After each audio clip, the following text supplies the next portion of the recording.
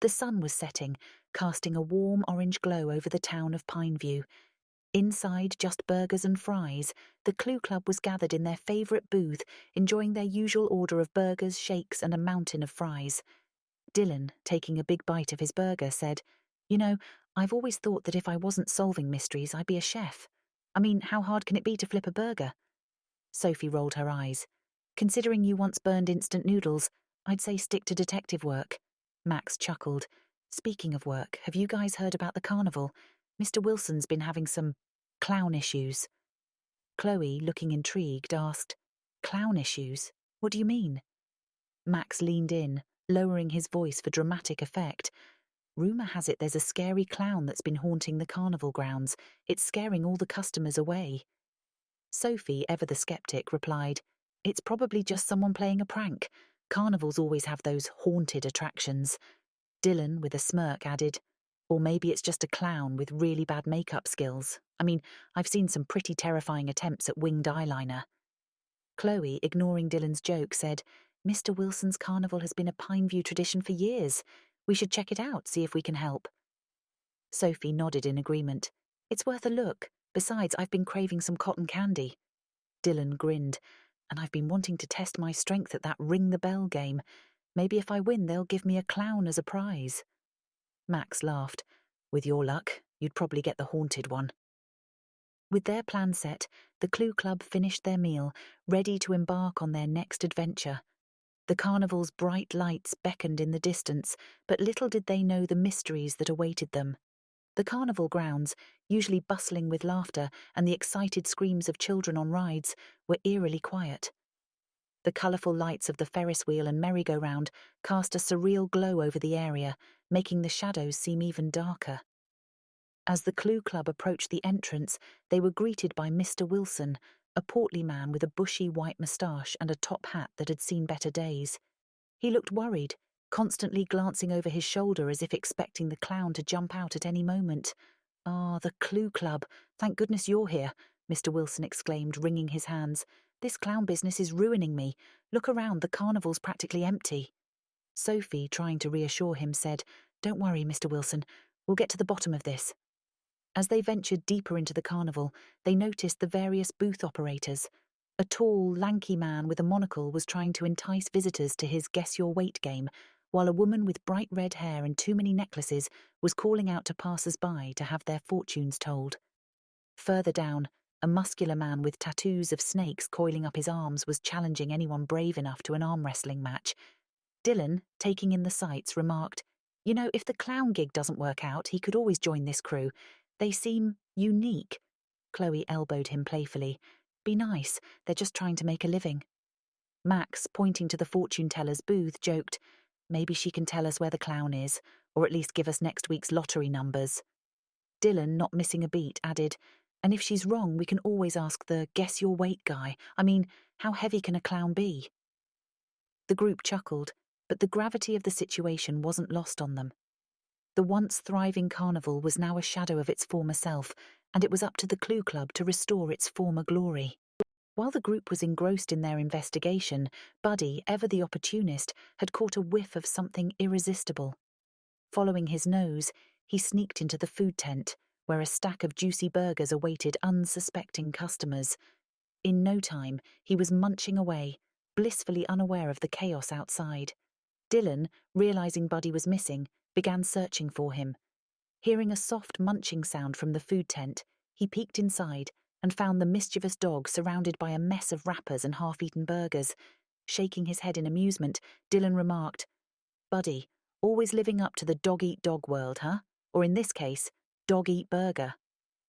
With Buddy in tow, the group regrouped and decided to check out the funhouse, thinking it might be the clown's hideout. The funhouse, with its distorted mirrors and winding corridors, was disorienting. As they ventured deeper, a chilling laugh echoed through the halls. Turning a corner, they came face to face with the clown. Its makeup was smeared, its eyes glowing eerily, and its grin seemed to stretch impossibly wide. Startled, the Clue Club scattered in all directions. Max, trying to make a quick escape, bumped into a mirror, causing him to see multiple reflections of the clown. Chloe, in her haste, slipped on a banana peel, landing in a pile of stuffed toys. Sophie, attempting to hide, ducked behind a curtain, only to find herself on a mini-stage with puppet versions of the Clue Club. And Dylan, in his panic, ended up tangled in a net meant for the duck pond game. From the shadows, the clown emerged, pointing a gloved finger at them. "You all must leave," it shrieked. "Get out before I bring this place all the way down." The group, despite their predicament, knew they had to face the clown and uncover the mystery behind its haunting. The dust settled in the funhouse, the eerie laughter of the clown still echoing in their ears. The Clue Club members, dishevelled and slightly shaken, regrouped. "What just happened?" Max exclaimed, rubbing his head where he'd bumped into the mirror. Chloe, brushing off the remnants of the stuffed toys, replied, "That wasn't any ordinary clown. There's something more going on here." Dylan, freeing himself from the net with Buddy's help, remarked, "Well, if there's one thing I've learned from all our mysteries, it's that clowns and fun houses are never just about fun and games." Sophie, deep in thought, suddenly snapped her fingers. "Remember that old legend we came across a few months ago about the hidden diamond mine in Pineview?" Max nodded.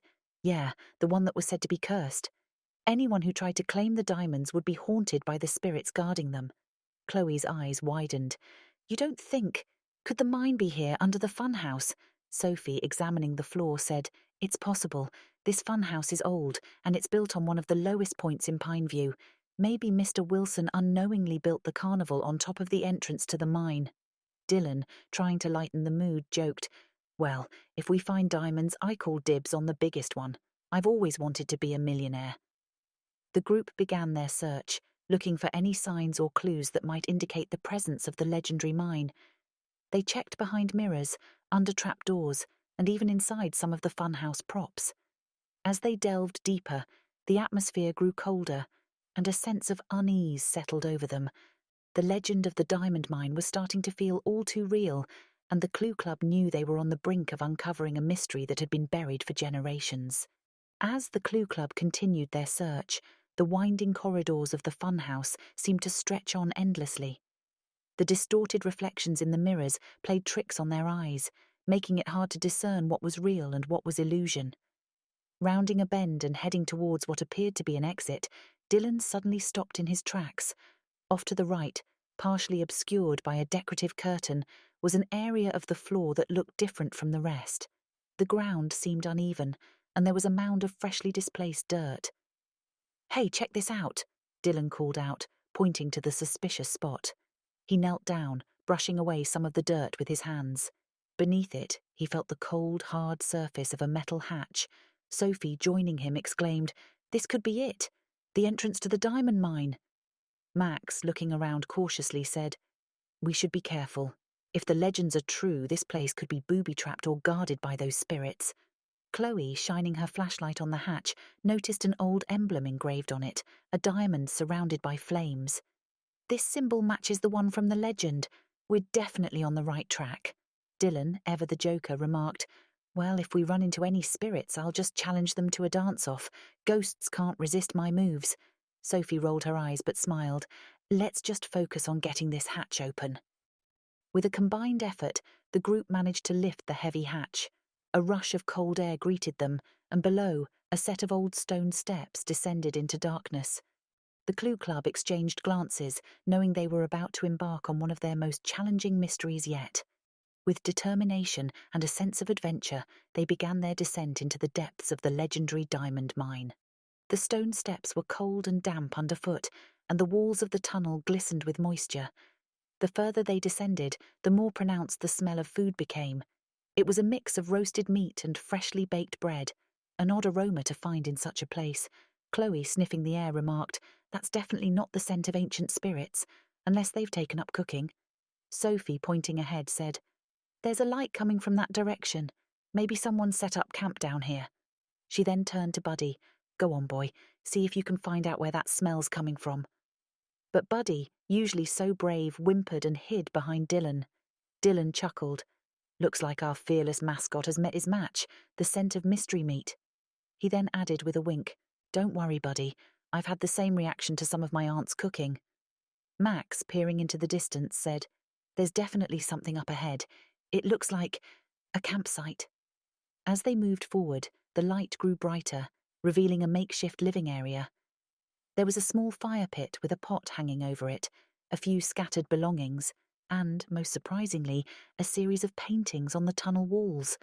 The paintings depicted scenes from the carnival's past, including images of the funhouse, the Ferris wheel, and even the mysterious clown. Chloe, examining the paintings, mused, "Whoever's been living here has a deep connection to the carnival. These paintings tell a story." Sophie nodded, "And I bet it's a story that's linked to our clown mystery." Dylan, poking at the fire pit, joked, "Well, if our mysterious artist returns, at least we can offer to make s'mores." The Clue Club knew they were onto something big. The pieces of the puzzle were starting to come together, and they were determined to uncover the truth behind the carnival's haunting. The soft echo of footsteps grew louder, reverberating through the tunnel. The Clue Club members exchanged anxious glances, their hearts racing. Dylan, ever the comedian even in tense situations, whispered, "Sounds like someone's coming. Maybe it's the pizza delivery guy. I did order a large with extra cheese." Despite the situation, his joke brought a brief smile to the group's faces. Sophie, signalling to the others, whispered, "Everyone hide, behind those crates." The group quickly ducked behind a stack of old wooden crates, peering out cautiously. The footsteps grew louder and more distinct, and soon a large, middle-aged man emerged from the tunnel. He was covered in dirt and grime, his clothes tattered. In his hand he clutched a sack that clinked with the unmistakable sound of precious stones. The man, seemingly talking to himself, muttered, "Finally a good haul. These diamonds will fetch a pretty penny." Chloe, eyes wide, whispered to the group, "That's got to be the stash from the legendary diamond mine." Max, nodding, added, "And I bet he's the reason behind the clown sightings. He's been using the legend to scare people away from his operation." Dylan, trying to formulate a plan, said, "We need to catch him in the act. If we can get that sack of diamonds, we'll have all the evidence we need." Sophie, taking a deep breath, signaled to the group. "On 3. 1, 2, 3. The Clue Club members sprang into action, rushing towards the man. Caught off guard, the man stumbled back, dropping the sack. Diamonds spilled out, scattering across the tunnel floor, reflecting the dim light in a dazzling display. Dylan, with a triumphant grin, quipped, "Looks like your diamond days are over, buddy." The man, realizing he was outnumbered, raised his hands in surrender. All right, you got me, but you have no idea what these diamonds have cost me." The Clue Club knew they had cracked another mystery, but they also sensed that there was more to the story than met the eye. With the man securely tied up, the Clue Club took a moment to catch their breath. As they shone their flashlights on the man's face, a look of recognition crossed their faces. "Deputy Martin?" Chloe exclaimed in disbelief. The deputy, looking defeated, sighed, "You kids are sharper than I gave you credit for." Sophie, her brow furrowed, asked, "But why, Deputy? Why go to all this trouble?" Deputy Martin, his voice filled with bitterness, replied, "My family owned this land for generations. These diamonds, this mine, it all belonged to the Martins. But my ancestors were swindled out of it, and the land was sold to others, including Mr. Wilson for his carnival. I grew up hearing stories about the lost Martin fortune, and I thought I could reclaim what was rightfully ours." Max, shaking his head, said, "By pretending to be a haunted clown and scaring everyone away?" Deputy Martin nodded. "It was the perfect cover. No one would come near the mine, and I could dig in peace." Dylan, with a smirk, remarked, "Well, Deputy, looks like your digging days are done. And as for your acting career, I'd stick to the day job." Chloe, looking thoughtful, added, "It's sad, really. All this for some diamonds when the real treasure is the memories and joy the carnival brought to so many." Sophie nodded. "We'll hand you over to Sheriff Daniels. Let the law decide what's right." As the Clue Club led Deputy Martin out of the tunnel, they knew they had not only solved another mystery, but also uncovered a piece of Pineview's hidden history. And while the allure of diamonds was strong, the bonds of friendship and the thrill of the chase were treasures that couldn't be measured. Outside the carnival, the night air was filled with the distant sounds of laughter and music as the rides and attractions slowly came back to life. Mr. Wilson, relief evident on his face, approached the Clue Club. "You kids have done it again," he exclaimed, shaking each of their hands. "Thanks to you, the carnival can go on, and the legend of the haunted clown can be put to rest." Sophie smiled. We're just glad we could help, Mr. Wilson.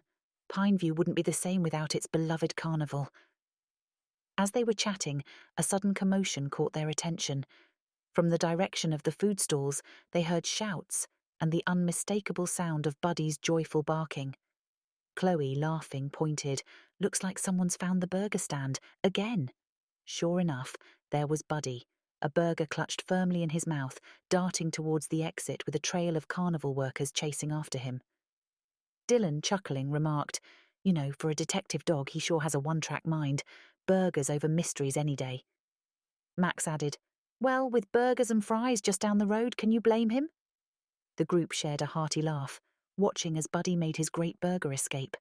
As they headed towards their van, the bright lights of the carnival behind them, they knew that while one adventure had come to an end, many more awaited them. Sophie, looking at her friends, said, "Another mystery solved and many more to come." Dylan, with a grin, added, "And hopefully many more burgers for Buddy." With that, the Clue Club drove off into the night, ready for whatever new mysteries Pineview had in store for them.